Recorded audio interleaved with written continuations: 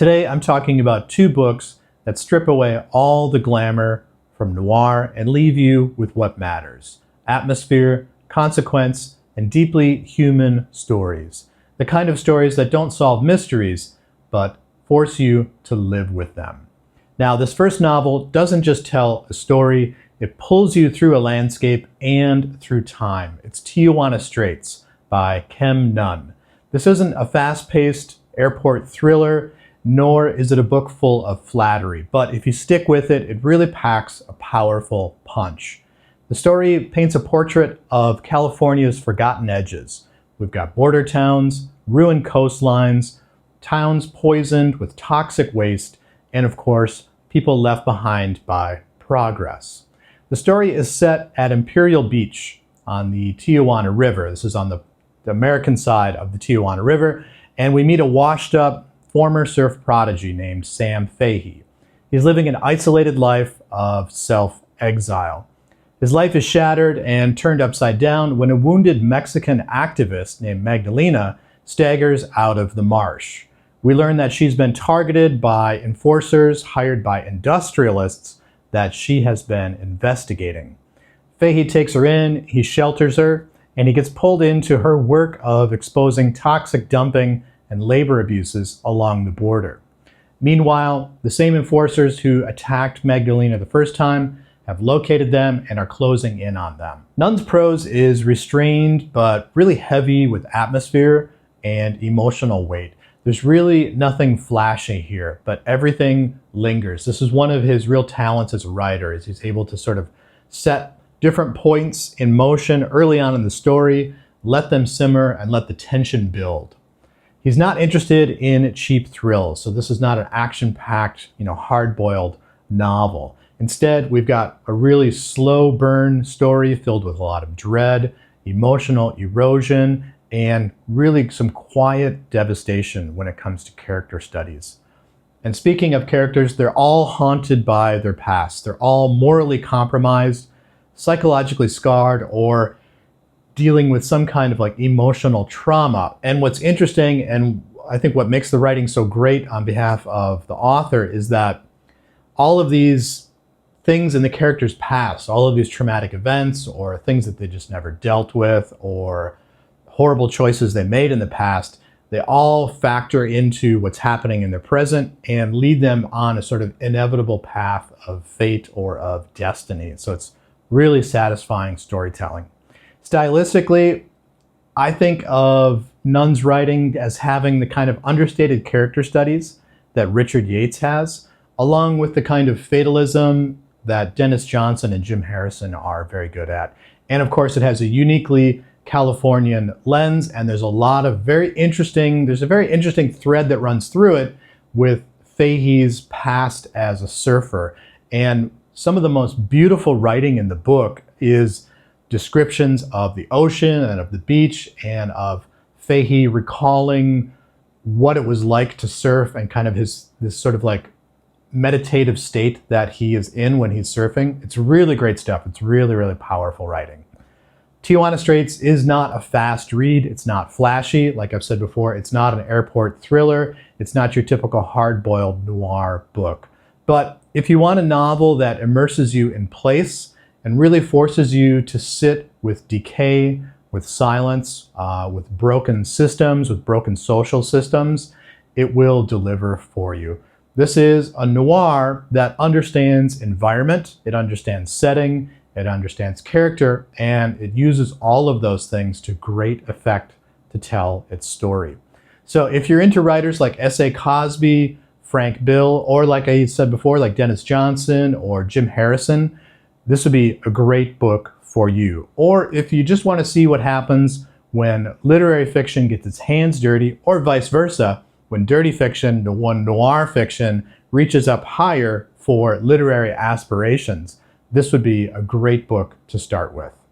Now, the second book is dramatically different, but has a lot of the similar qualities.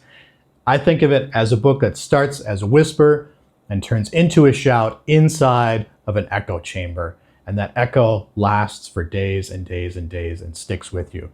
It's From Blue to Black by Joel Lane. And I have to say that this is one of the quietest, but also one of the bleakest and most emotionally raw novels that I've read this year and that I've possibly read in quite a long time.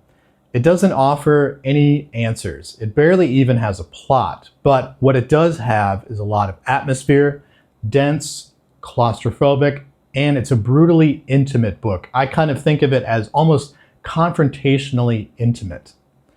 It's set in the early 1990s in Birmingham. We meet a bassist named David as he joins a post-punk trio named Triangle. And at the same time that he joins the band, he starts a relationship with the band's lead singer, songwriter, and guitarist named Carl.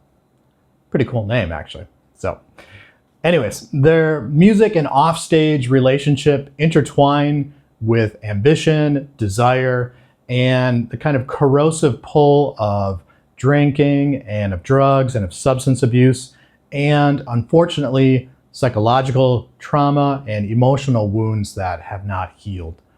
It's told in really close atmospheric prose, and the novel traces how art, love, and self-destruction shape the band's rise without glamorizing the damage.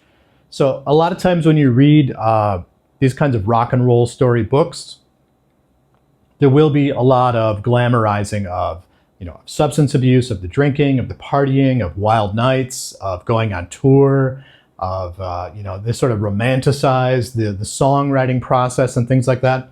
This book absolutely lays waste to all of those myths, and I absolutely loved it for it. So something to really consider here is if you're into music and if you're curious about 90s music and what the 90s underground scene was like, this is a fantastic book. There's a lot of really great musical references. I think on the opening page, there's a reference that it was a summer in which the only song you ever heard seemed to be Smells Like Teen Spirit by Nirvana. And that really hooked me in to begin with. But what really pulls you through the book is this kind of deep ache that runs through it. And it's not just a personal sadness, but it's a kind of cultural melancholy. It's about alienation. It's about, the failure to connect, failure for groups of people to connect with other groups of people in society, failure of even individuals, like individuals within the same band, somehow still don't have a kind of, have a strong connection. And I liked that myth that broke down, that we often have this idea that, people in a band, they're like a really strong unit. And that's really not the case at all. It's very rarely the case. And I felt that the book really did a great job of illustrating that without like rubbing your face in it, but it's just kind of, it's there, it's part of the story. And it's also really about the relationship between David and Carl. And David sees Carl just kind of drifting through life. And he's pained by a lot of emotional trauma from the past, and also from constantly feeling like he's just misunderstood. And it poses the question of like, is he really misunderstood? Does perhaps he misunderstand himself? And he perceives others' misunderstanding that as a reflection of that. It's really good, and it's really paints a really good sort of psychological question in the reader's mind about how all this really is laid out.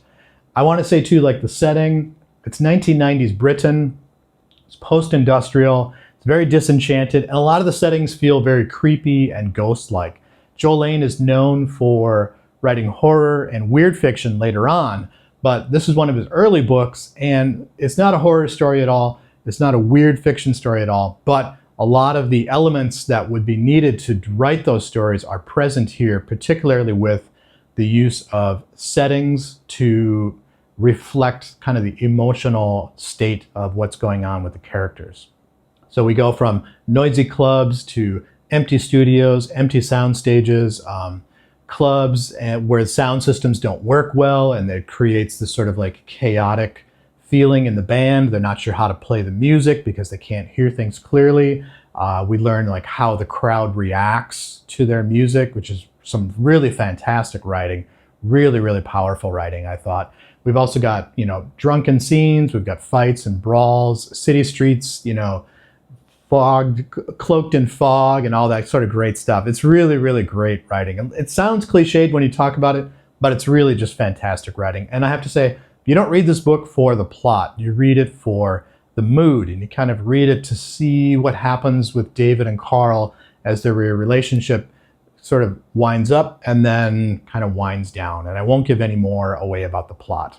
What I will say, though, is that with all this sort of noir feeling with the story, it's not cynical. It's actually very, very tender. It's a lot about desire for love, even when the characters are incapable of giving or receiving or of expressing true love and true connection. So if you're into writers like David Peace, I think you would really enjoy this novel. The writing really reminded me a lot of David Peace. In fact, it spurred me on to not only find more of Joel Lane's writing, but also more of David Peace's writing. So I think that's a pretty stunning endorsement here. It's not a comfortable read, but it is an honest one. And in its honesty, there's a really strange and truthful beauty to it. So it's a rare kind of literary noir. It's quiet, it's internal, it's uncompromising, and it really deserves to be read. So we talk a lot about what makes a book exciting or smart or relevant, but sometimes what makes a book really matter is how deeply it understands the true human condition and its ability to portray that, and for us to connect with the characters in ways that we maybe don't even connect with real people. So Tijana Straits and From Blue to Black both do that. Not loudly, not perfectly, but truthfully. And that's why I think more people should be reading these books. So if you've read these books before and you have any thoughts that you want to share in the comments, I would love to hear from you. If you've read other work from Nunn or from Joel Lane, I would also love to hear some suggestions, because I'm really looking forward to reading more of that. Or if you know of other books and other stories that are similar to this, please leave a comment down below. Let's get some conversation going about great books that no one talks about.